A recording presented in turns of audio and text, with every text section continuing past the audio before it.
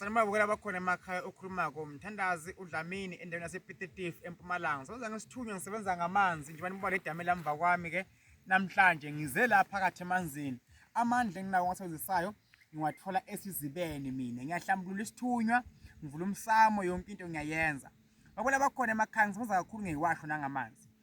Uma isithunywa sakho ngasilungisanga isithunywa siyabanga ukuphele umshado kuphele umsebenzi abantu bangakuthandi siya isiguqukele phinde futhi amadlozi uma ungahlanganisanga mongasekhaya mama wakho noma sesekhaya kini into zakho ziyaphambana zilunga zenza ngathi ziyalunga phinde futhi ziphele khona emoyeni. So ngiyacela ukubukela bakhona emakhaya masilandele amasiko ethu singathatha lesiko labelungu sibiyene ku grade 1 sibiyeleni kuzawoni 1 sibiyeleni ekuzaleni kwethu futhi bokhokho omkhulu bebenza kanjani uma benza amasiko. uNkulunkulu khona amadlozi akhona ithunywa zikhona abantu baba bawuthwasa babe bangenzi lutho kodwa bathwasile ayibagaba intambo nawo konke lona lokho but abenza lutho. Into emqoka isithunywa lo muntu emele angene kuwe emzimbeni wakho ngile mimoya emele ingene kuwe isebenze ihlale kwegazini lakho. So ungagaba ifike uphuphile but njengami nje mina angigabi kodwa nginamandla amakhulu ekukhuleka ngikhulekela emanzini ngikhulekela wena mbukelo khona ekhaya ufuna umsebenzi ogulako ufisa uba nemali ufisa uba nemuzi uNkulunkulu akubuyise mbukelo khona ekhaya ngibambe 071